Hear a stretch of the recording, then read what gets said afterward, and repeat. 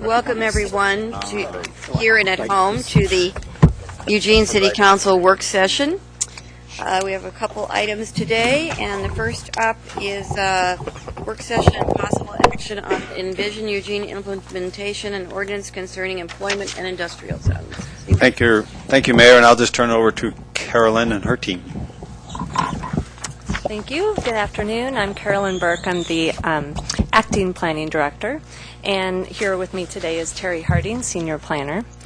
And the purpose of this work session is to provide an opportunity for you to discuss and possibly act on the Envision Eugene Employment and Industrial Zone Code amendments.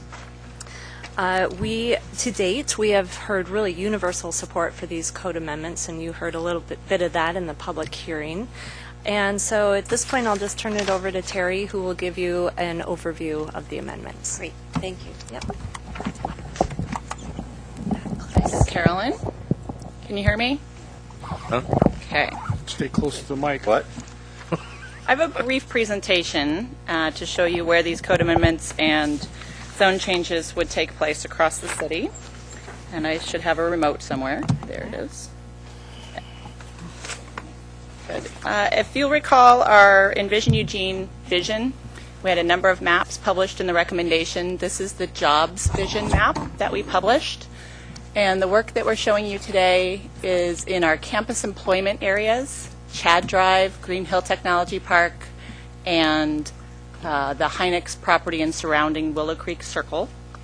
And also West Eugene, where we are proposing a new zone called E2 Mixed Use Employment.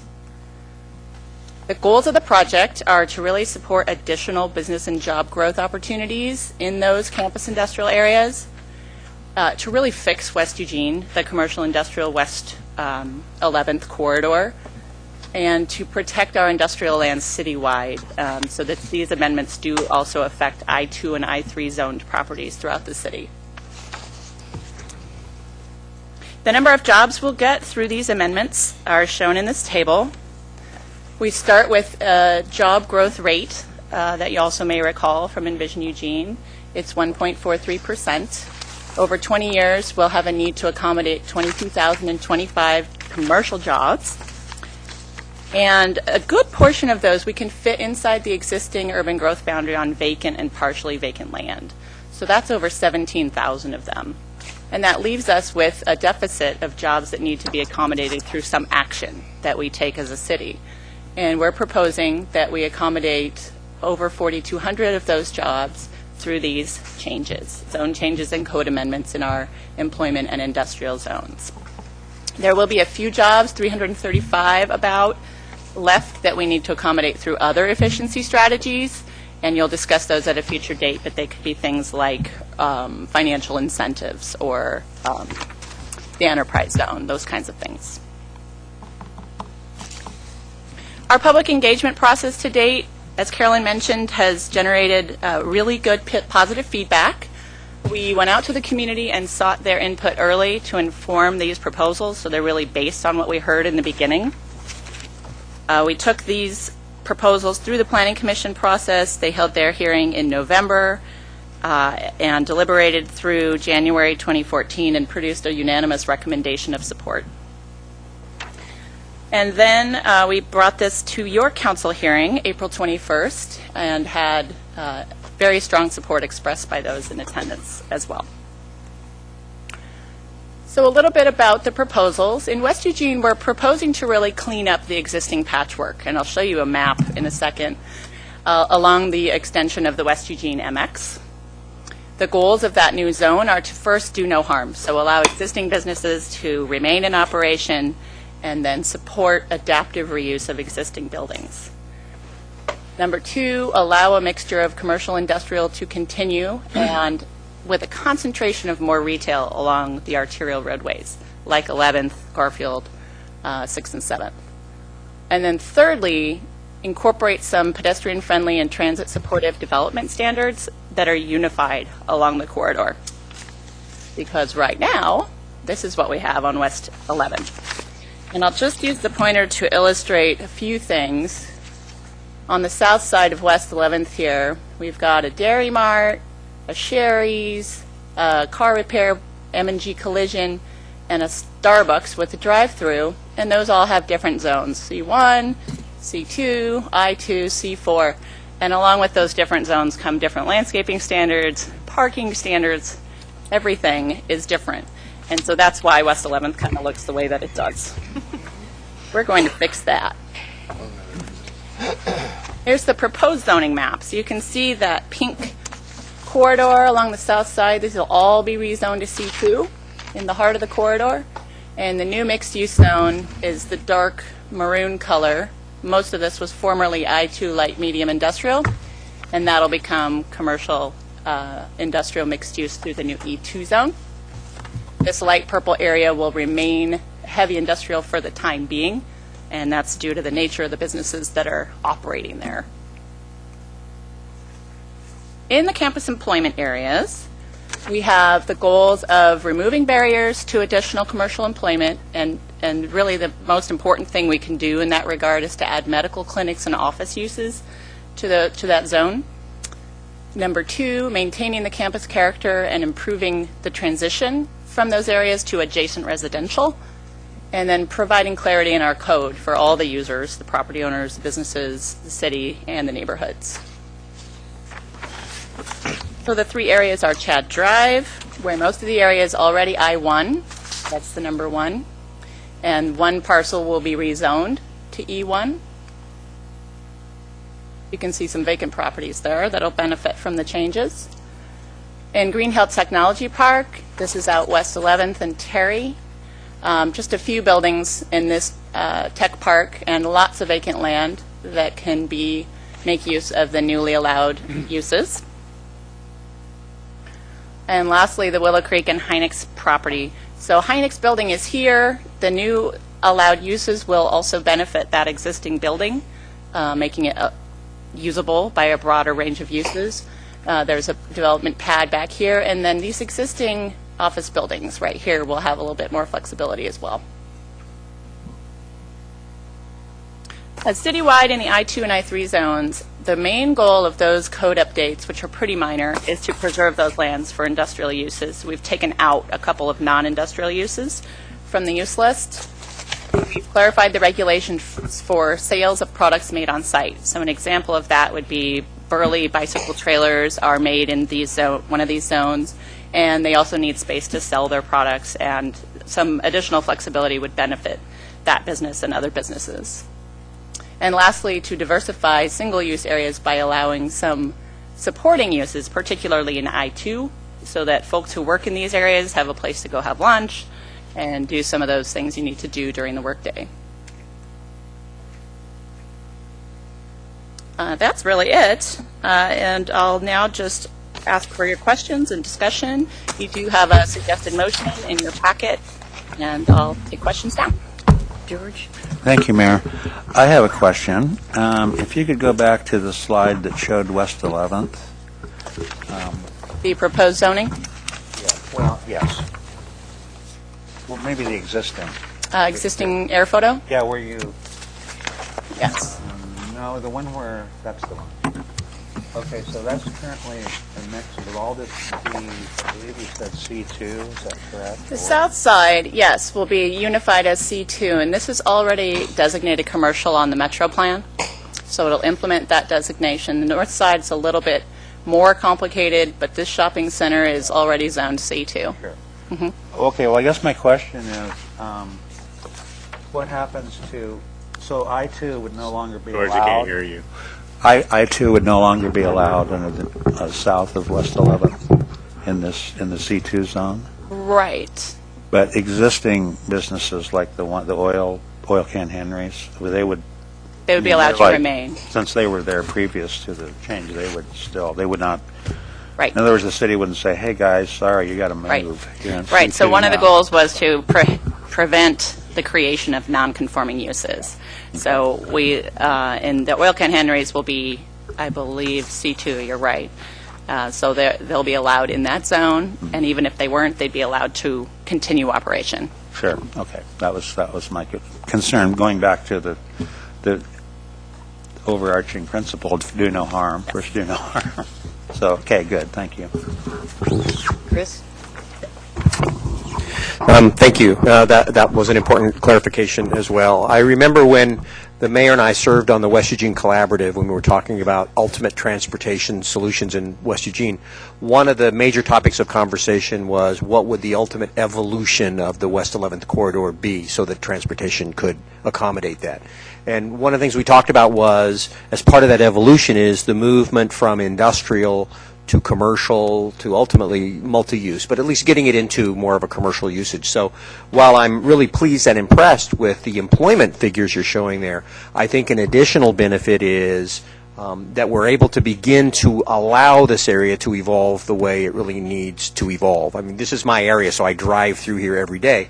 And I've talked to business owners in here, and many of them are frustrated by the fact that their zoning doesn't allow them to be compatible with what the area is needing to turn into. And they can't sell their property, they can't redevelop their property, they can't use their property because what should be along West 11th is actually prohibited by the zoning they currently have. So the ability to unify this area with a vision of that transformation from industrial to commercial, I think is really what that area needs to be. But I'm also pleased that you're looking to grandfather existing uses. That the do no harm element, I think, is extremely important. You don't want to hurt the current use, even as you try to evolve into the new use. And I think you've tried to create the appropriate balance so that these opportunities for people that want to take advantage of them will be there, but somebody who's already in place and operating isn't going to be hurt by it. And finding that balance, I think, is kind of a delicate art, and it looks like you're really moving in the right direction. So I'm very pleased with what you've done, particularly along West 11th, but in the other areas as well. It shows a lot of thought about what the future looks like. Mike? Thank you, Mayor. Good job. Very, very good job. Appreciate the work here. I think that so much community support and information at the public hearing from people about their level of support shows that this part was done very, very well. And I appreciate that. My questions are different than George. George offered the opportunity, or in what he said, that these would be grandfathered, and I want to explore that for a second, the technical accuracy of that. Because for me, I want to make sure we're not, I mean, I'm going to vote in support of this because so many people are that are those owners and members of the business community that talked about it. But in an industrial 2 or 3 zone right now, there are opportunities to do things and to conduct business in certain ways. And my question is whether perhaps they aren't doing so today, but they could do so tomorrow under a current zoning that the new zoning won't allow them to, for example. And I'm just picking something out of, just because it's jumping into my head, the car collision repair store suddenly decides they want to start fabricating some other specialty piece for cars. They're an industrial now. Could they do that under the commercial? Would the, quote, grandfathering allow them to do something now that they could do under industrial zone that they wouldn't normally be allowed to do under commercial, or will that be off the table then? That would be off the table. I'm just going to look at Catherine, but with that example where a current I-2 zone is going to commercial, they would be allowed to continue their current use, but not a new industrial use, because their zoning will have changed. So essentially, they're taking off the table any expansion that is a like use under current zoning. I think that's true, and there are a small number of industrial properties on that part of the corridor that have been designated commercial since 1982. And so it's been a recognition that the planned future use for that section is commercial for at least that long. Well, I guess my fear in doing that is that you may harm some future right of one of those business owners to expand in a way they're currently able to do. But I guess the guard against that is we offered a public hearing on that, and they knew that change was coming, and nobody came forward with a concern about that. So I would say we've covered our due diligence there, but it still gives me just a tweak of concern there. Thanks. I just want to add that I'm pleased to see a lot of this too, and I especially took note of the connectivity to the neighborhood part of it, and the desire to build in those pieces to make it more accessible by all forms of transportation and all of those kinds of things. So I think that's great. You want to put the motion on the, Alan? I'm sorry, go ahead. I too I like the employment numbers that are coming out of this, and I think that's a very important aspect of all of this. One of the things that was brought up at the public hearing was the storage, And it says in the AIS that it was discussed by the Planning Commission, and can you talk about that issue and what the resolution was? Sure. So at the public hearing, you did have testimony from Kristen Taylor that requested a previous option for dealing with outdoor storage in the campus industrial zone. So currently, and I actually anticipated that question, so I do have a slide. Give me a second, I'll get to it. Glad I could have commented. That's pretty good, but I'll show you what's currently allowed, what the Planning Commission has recommended. There we go, and the alternative proposal. So currently in our code, outdoor storage is not allowed in the I-1 zone. Through our process, we heard that some additional flexibility would be good, and the Planning Commission ultimately recommended that we do allow outdoor storage with standards, such as landscaping and setbacks, but that when you're next to a residential zone, that be limited to passenger fleet parking only. We've had some issues around whether fleet parking is to be considered storage or not, so that's why that was called out. The alternative proposal, which was also discussed by the Planning Commission, would still allow outdoor storage, and it would allow them on the rest of those lots, but not within 50 feet. So I have a map showing that.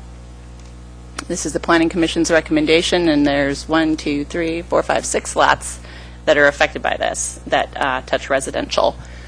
Right now, no storage except passenger fleet.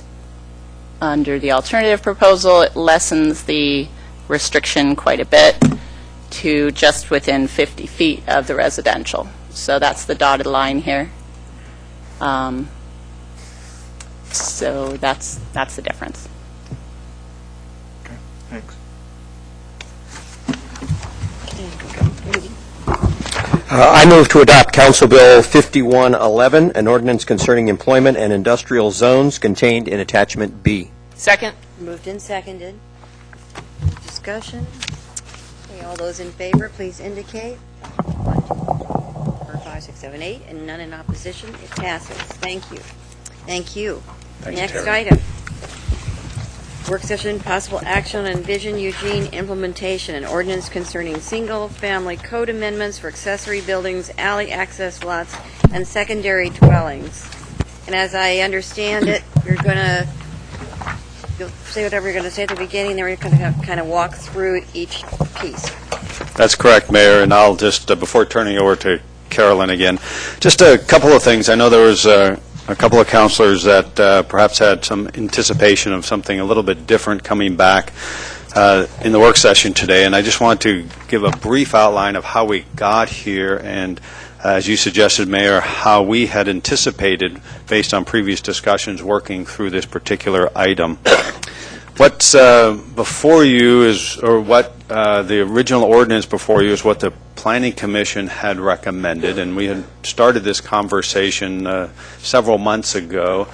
At a point during that conversation, the council chose to put on a moratorium for parts of the particular ordinance, which the council passed, and then the anticipation was, as a continued part of that, that we would bring back the rest of the ordinance for council's consideration as essentially a line item by line item conversation. That was the discussion that occurred in our previous work session, and that was the anticipation that what we would do. The council has not, a majority of the council has not landed on anything particularly other than the moratorium being put into place, and that the conversation today, what we would hope is that the council actually give direction on the specific items, and in that we would come back with a final ordinance for your consideration with all of those built into that. And Glenn, I don't know if you had a quick comment on how that might play out. I just wanted to highlight something that is in the AIS. Depending on the direction that the council gives, it may be necessary for the city to give individual notice to certain property owners and for the council to hold another public hearing, even if you decide not to send it to proposed changes back to the Planning Commission.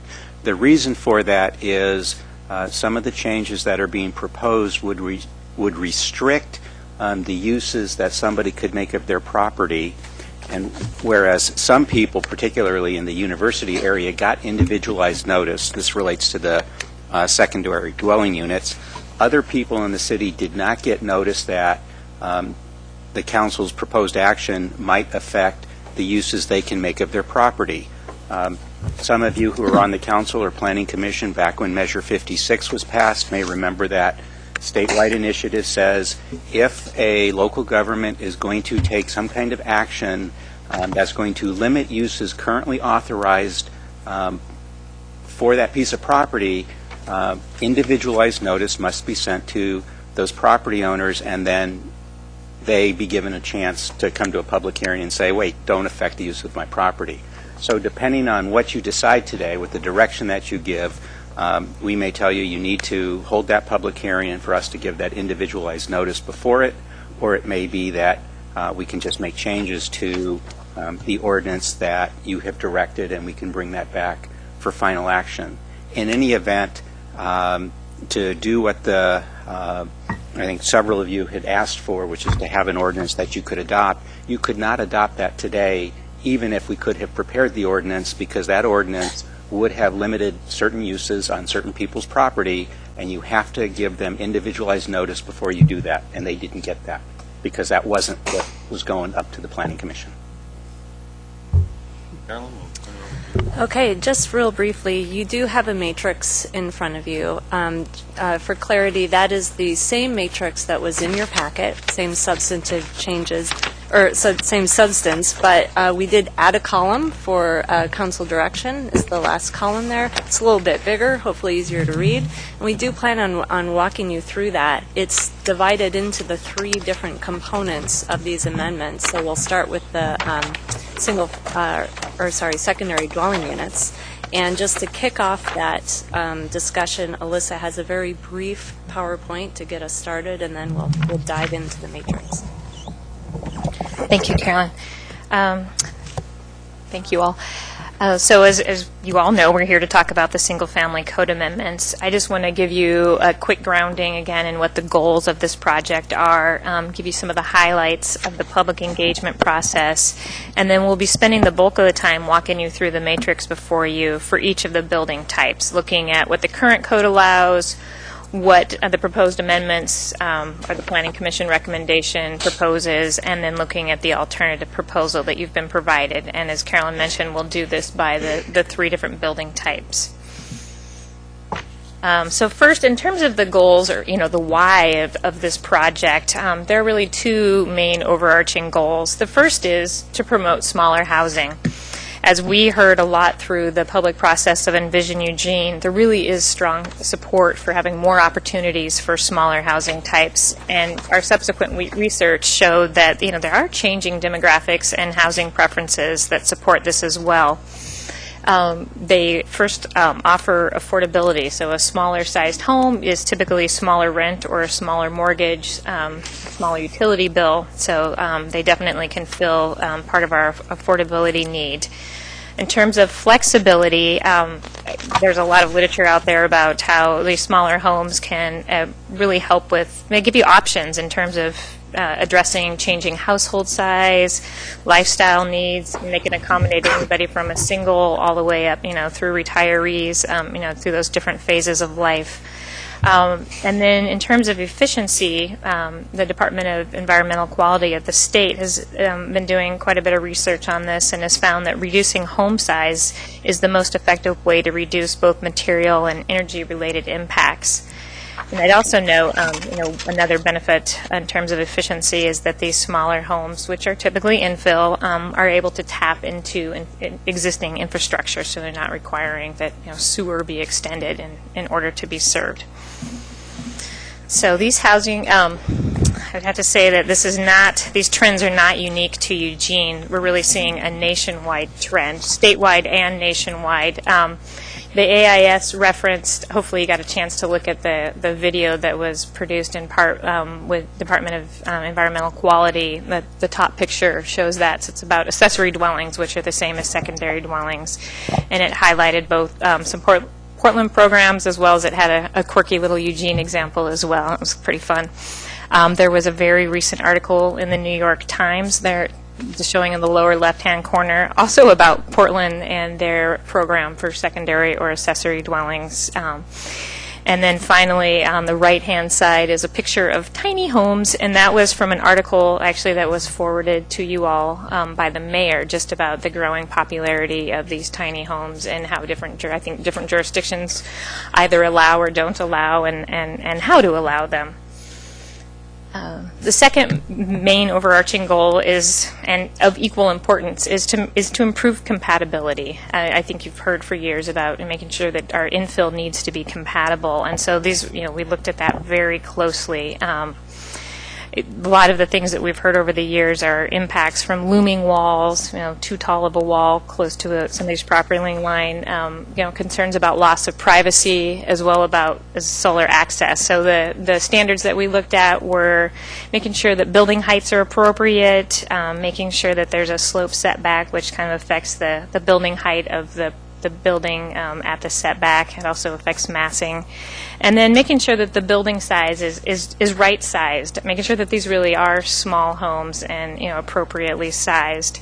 Also noting that these do have broad applicability. They apply, from the hills in southeast Eugene all the way up to the flatter areas, River Road, Santa Clara. So that these had broad applicability, balancing that.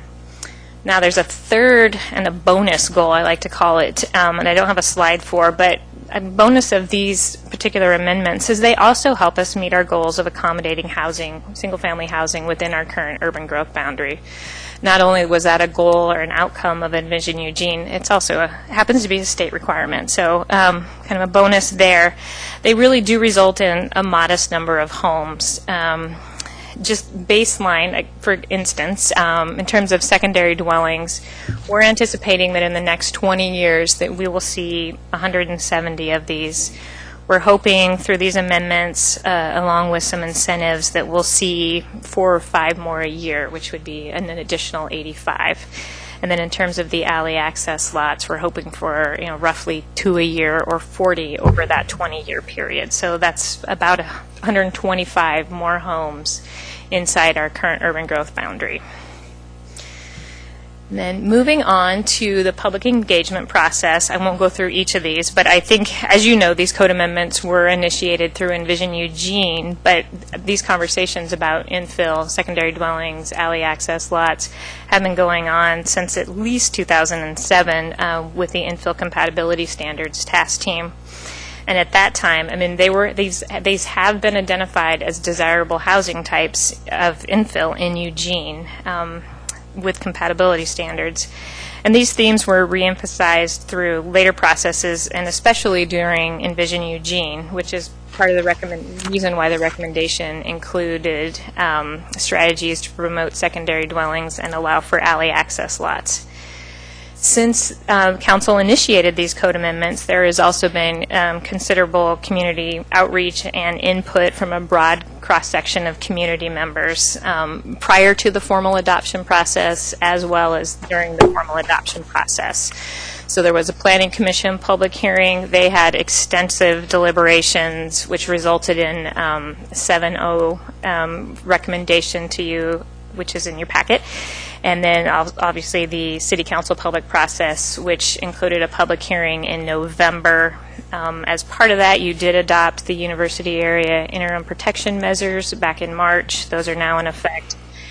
And so today we're going to be talking about the remaining citywide single-family code amendments. So before we dive into the details, I just want to remind you what these code amendments do and where they apply. So they would apply in the R1 low-density residential zone citywide, with the exception of the 3 neighborhoods that you adopted the university area measures for. Again, those were Amazon, Fairmont, and South University.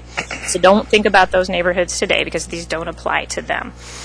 But what these amendments would do would improve compatibility standards for the remaining neighborhoods for secondary dwelling units, which are currently allowed, for existing alley access lots, so lots that were previously created when they were allowed to be, and for accessory buildings, also a use that's currently allowed. And they would also allow for the creation of new alley access lots in limited areas, obviously where there's alleys, subject to compatibility standards. Just for context, this map shows all of the R1 zoning within our urban growth boundary, with the exception of the 3 university neighborhoods.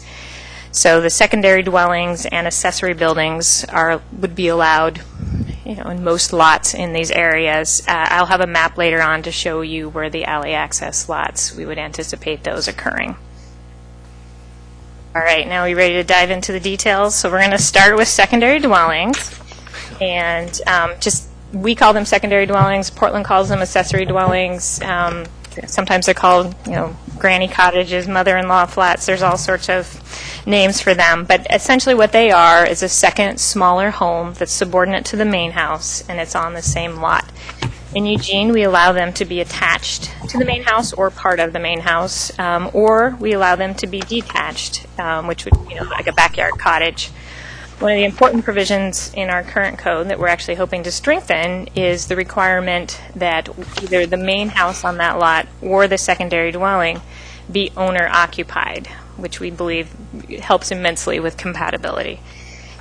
In terms of what we see 8 or 9 permits for secondary dwelling units every year. If we play that out for the next 20 years, we would expect to see about 170.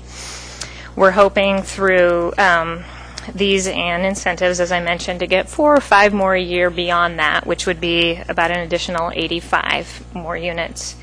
I was just looking back at some past history or permit history for about the past 10 or 12 years, just seeing where secondary dwelling units are being built within the city, at least in terms of the permit history. And what rose up is that Friendly Neighborhood has seen the highest number of secondary dwellings, followed by Southeast, and then Far West has the 3rd highest number of secondary dwelling units built in the last 10 to 12 years.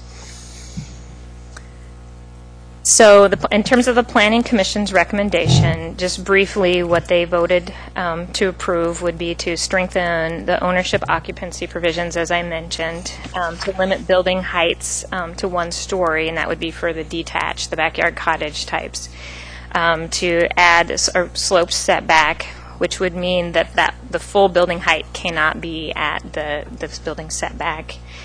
They recommended building size limitations and limitations on number of bedrooms, and those can get at the hidden density question. And then they also recommend allowing for adjustment review in limited cases, in recognition that although our code is one size fits all, not every lot is the same. So now this is the fun part where we get to dive into the matrix, and I'm going to start with the minimum lot size and density. And what I want to do is just walk you through the columns on the matrix so you can get an understanding of what the current code actually says, what's being recommended to you by the Planning Commission, and then what the alternative proposal is, and just some other considerations as you think about that particular one. And we are starting with this one because, as City Attorney mentioned, this does have some implications in terms of process and limiting uses. So currently, and the reason that minimum lot size and density are together, because they kind of, in a sense, work hand in hand, at least for secondary dwellings, actually for most lots. So currently, to build an attached SDU, so one that over your garage, in a basement, an added-on unit, you need to have a minimum lot size of 4,500 square feet. To have a detached secondary dwelling or backyard cottage, you need at least 6,000 square feet. You can only have, if you have a flag lot, your lot has to be at least 13,500 to have any secondary dwelling. And our long-standing practice is that we don't include secondary dwelling units when calculating density. But they are, however, included in our supply side for housing. So, in Envision Eugene, when we're counting up how many housing units we need and how many we have, they are counted in that long-range comprehensive planning. The Planning Commission recommended no changes to lot sizes or to the density calculations. The alternative proposal before you recommends increasing the minimum lot size to 6,100 square feet for any secondary dwelling, prohibiting secondary dwellings on all flag lots, and then adding code language that would require that secondary dwellings be counted when calculating density. So I want to talk to you a little bit more about calculating or not calculating density. So all along, testimony has raised the issue that the existing provisions for secondary dwellings don't comply with the code's density requirements and therefore are inconsistent with the Metro Plan. And it's true, the city does not count secondary dwelling units towards density at the time of building permit. And it's true that if you apply density on a lot-by-lot basis, that there would be a subset of lots, if they were coming in for a building permit for a secondary dwelling unit, that wouldn't actually comply with the code density standards for R1. That is true. And at first blush, I can understand why that would raise concern. How could we not follow that code provision? But I'd like to take a little time, give you some history and rationale for the city's policy, and explain how it is actually supported by the Metro Plan. So secondary dwelling units have been allowed in our R1 zone for over 30 years as a means to promote small-scale infill and efficient use of land.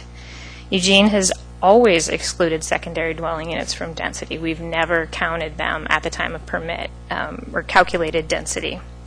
And in the past, the council actually ratified this action in 2002 when they established minimum lot sizes for attached and detached secondary dwellings. So this practice is actually very consistent with how many communities across the state treat secondary dwellings, notably Portland, and actually most notably Springfield, who shares our comprehensive plan. They have this, very similar standards. They do not calculate density. This is also supported by the state Department of Land Conservation and Development.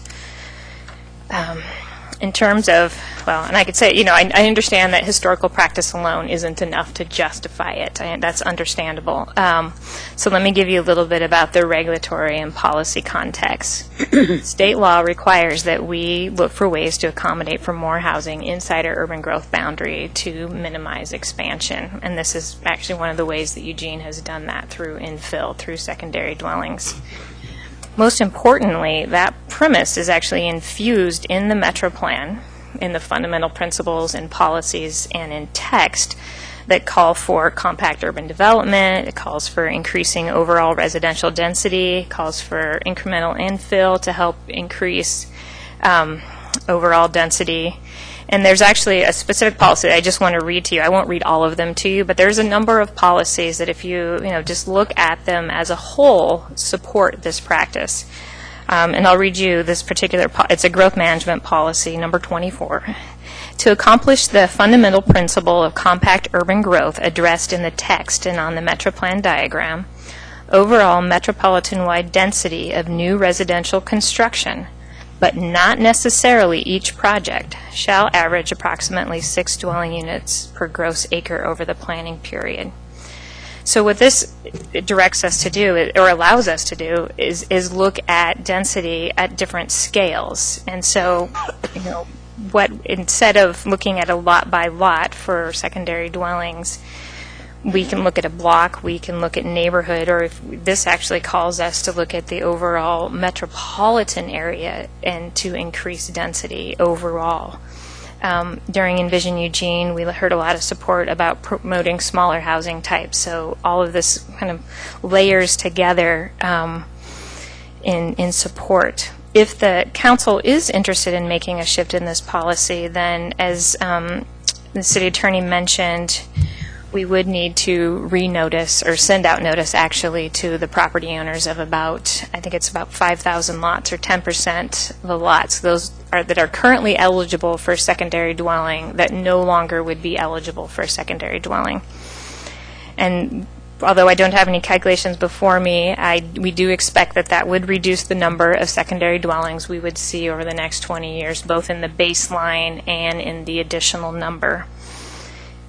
So it's actually questionable whether or not we could use these as efficiency measures, as it kind of at some point would cease to be promoting smaller housing. So I'd be happy to take any questions on this particular topic, but So why don't we, unless you convince me that this is the wrong approach, why don't we do one round of are there questions that need to be answered, and then the second round is whether you support the ordinance as it's currently written or want to change. Is that okay with everybody? And Mayor, just so I'm clear, when you talk about whether you want to support the ordinance, That's as with respect to this one this line on the... item number one. Right, yes. okay. Yeah. So first of all, if there are specific questions, Mike?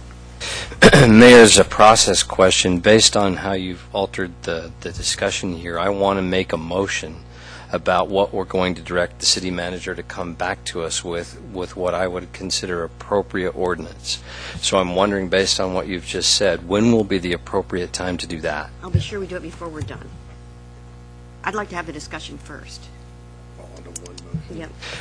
I would say that I appreciate that, and that it would be good, from my perspective, if there were appropriate time for us to have discussion on that motion, as well as I think there will be, before we come to a final direction on this.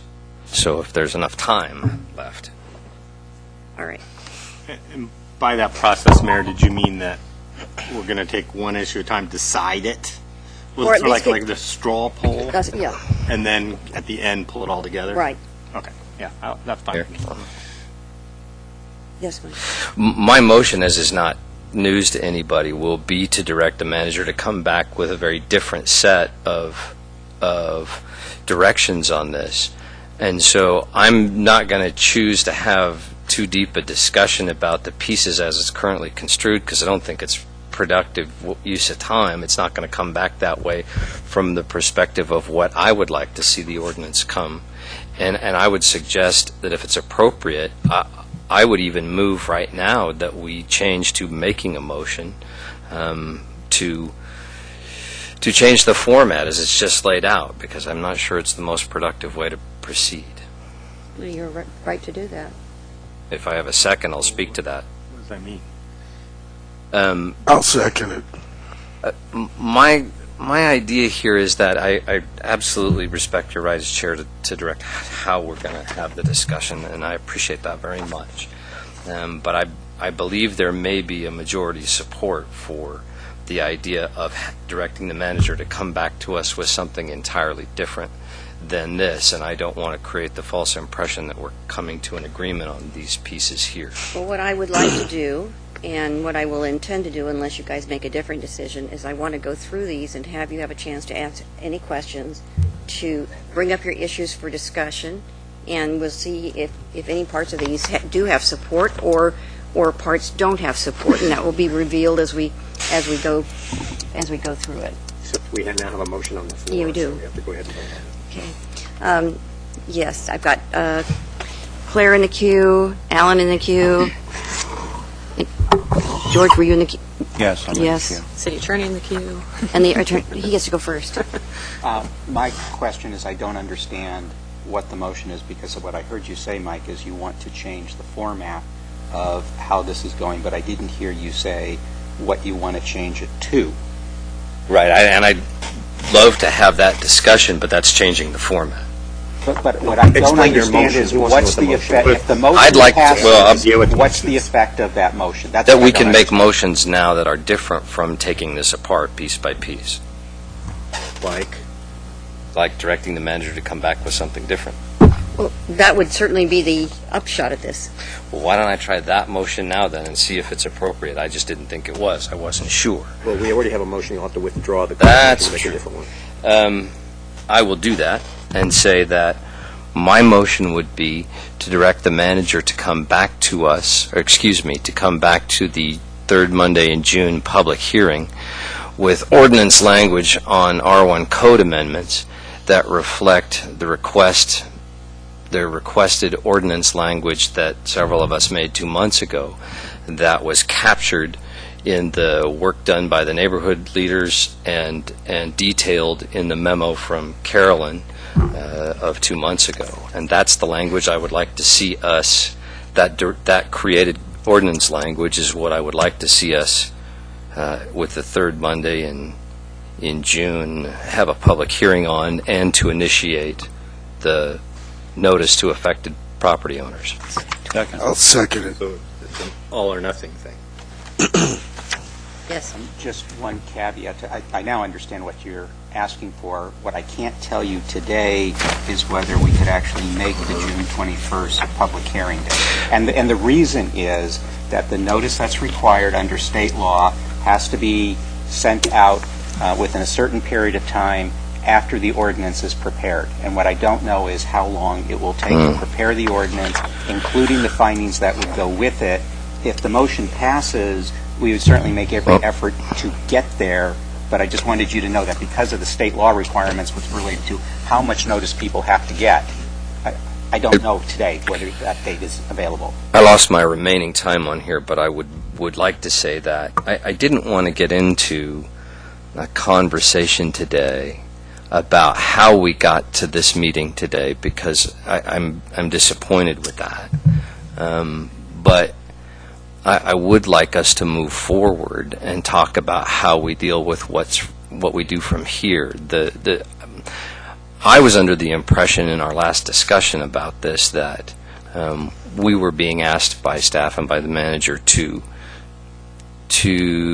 be specific about the ordinance language we wanted if we expected to have a discussion about that, and we were. And that was 2 months ago, and we don't have ordinance language to discuss created after that request by 3 of us 2 months ago. I would suggest that had we had a vote, we would have had a majority in order to direct you to do so at that time, but that wasn't asked of us, and I probably made the mistake of not having made that motion at that time. I understand that there may be some challenge in a 40-day turnaround for that ordinance language, but I'm very hopeful at the city attorney's skill with this.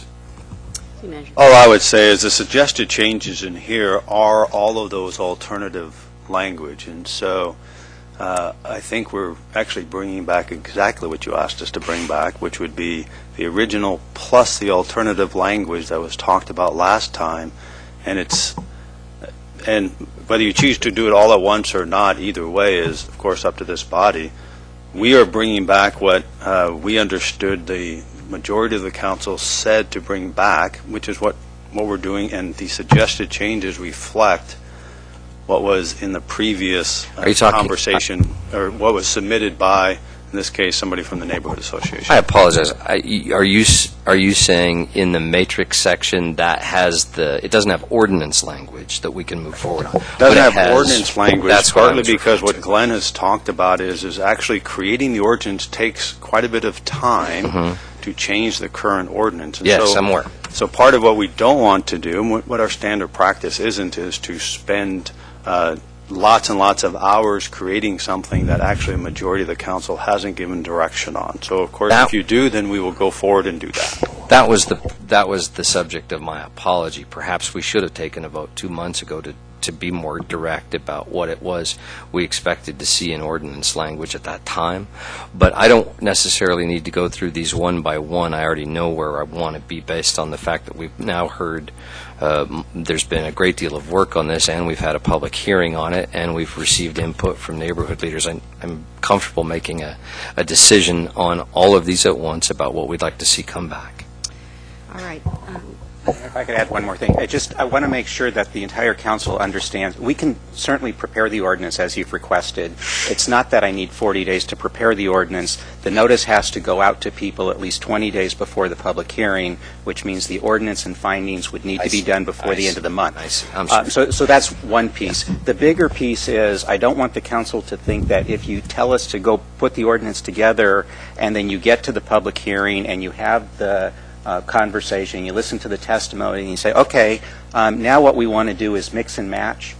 mixing and matching isn't going to happen on the fly. You'll still have to give us the direction on the specifics, and then we'll have to go back. There are a lot of cross-references in this. There are tables, forms that would need to be fixed, and there are findings that need to be fixed. And so if a majority of you agree with Mike that you actually want to adopt everything in the matrix and give us that direction, then we prepare that ordinance. But if it turns out that a majority of you agree with many of them, but not all of them, giving us the direction to prepare the ordinance that Mike asked for, and then trying to mix and match, it won't work after the public hearing. Right. We'll have to create a whole new ordinance. Start over. So the most efficient thing for us, and I know it's not about us, but the most efficient thing for us is that you have the policy conversation and you decide for each of these where a majority of you are, and then we create that ordinance, and you have the public hearing on that, and then you certainly can change that after the public hearing. So that is up to you, how you want to, the motion is My motion's on the table about whether you want to just give the direction that you want to have an ordinance that has just the language in it that came from the neighborhoods. And that's what you would be doing if you supported the motion. All right. Can I speak to Yeah, the motion? Yes. Thank you. And I think I've got You're in the Claire, Alan, I am and in the queue George. somewhere. Yeah. Okay. Claire Allen George. Thank you. Well, I'm a little bit frustrated because I have not made up my mind about what should be where and how, and I was very much wanting to go through this line by line so that we could discuss the relative merits of the different proposals. So whether or not Councilor Clark's motion carries, I still want to have that conversation. I understand the concerns from the neighborhood associations, and I want to vet those, but I'm not willing at this point to just throw over the Planning Commission's recommendations without having a more thorough discussion at this table about the relative merits of the different approaches. So either way, whether we stick with the process we were going to do originally and end up with something that the city attorney can draft, or we come back with what Councilor Clark is suggesting, I'm going to want to still have a conversation that goes through piece by piece. Alan. So, staff, if this motion passes, I'm unclear what you would do. Does that mean you would come back with a new whole ordinance that took all the suggested changes columns and implements each and every one of them? Yes. En masse? It would be a new ordinance that includes all of those, including the findings to go with it, and we'd first send out the notice. After the ordinance was prepared, we'd send out the notice, and you would hold a public hearing on, yes, the ordinance language that would implement the suggested changes from the neighborhood associations.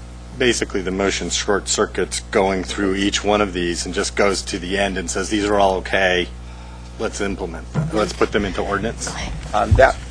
That would be the direction. Right. So and at that time, my concern is about the interim protections and getting them into place sooner than later.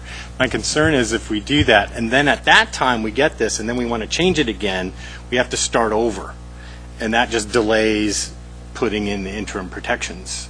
And if you want more specificity as to what it would do, if you look, packet page 278 is what came from the neighborhood associations. The matrix is sort of a summary of policy by policy issue, but it would actually be attachment B, the recommendations that we would turn into ordinance language and findings. Right. So I think the most efficient thing for the council, and I think I suggested this the last time we met, was let's just go through each one of these and say yes, no, and check them off. And then when we're done, we have pretty much what we're the adopted, or what we're going to adopt or send out for adoption, and then we can just move forward. Kind of just, question for you, Mike, if we passed your motion, when would we discuss each of these individual things? Never? Do I have time to answer that now? I'll come back to him and he can answer. Okay. All right. Yeah, I guess just to finish off, I guess I want to discuss each of these. Most of them I agree with, but I want to make sure that we have time to discuss them. Doing it en masse seems like we're short-circuiting that discussion. George Brown. Thank you, ma'am. We can do both. We've seen these suggestions since last year. We've had plenty of time to read all of the material. I've been over them several times. I support the whole package. However, we can discuss each one individually. We can do that, but we have 35 minutes to do that, and there's 16 sections. So we won't get done today if we want to go that route. Reschedule another meeting to keep going through the sections. I have a feeling, I don't know that we can get, that's 2 minutes for each one. I don't think that's going to work. I think the package of proposed amendments that the neighbors have made, I mean, these were neighbors from all over town. They weren't just from the university area. And they really dug down into the weeds. And these are very thoughtful and very responsible people, many of whom have seen the negative effects of inappropriate densities and developments next door to their homes and in their neighborhoods. And so they're very well thought out. There's nothing radical here. There's nothing wild. But we can still do this. But I believe that the fastest way to get to where we want to go is to support Councilor Clark's motion, inform the property owners, staff would create the new ordinance, and by the way, they're not going to have to rewrite the whole thing. It's just a few sections that, that's not going to take that long. Inform the property owners and schedule a public hearing. I think that's the best way to go for us. So, but at the end of the session, we'll want to decide, do we want to have another work session on this? Because I don't think we're going to get through the 16, or do we want to vote on Councilor Clark's motion? And I feel that that's, I guess, council decision. Whether I feel that we should, and I feel that we should approve that motion. Thank you. George Poling, did you have a? No. Betty? Thank you. We have seen these, we saw all of these suggestions some time ago, and I do agree with them. I think that if there's some part of it that anyone doesn't agree with, they could bring that up at this time, during this discussion, before we vote on the motion. But I will support the motion eventually. Mike? Thank you, Mayor. I wouldn't say this is short-circuiting anything. That's troubling as a description. This is protecting neighborhood livability. This is being responsive to public hearing comment.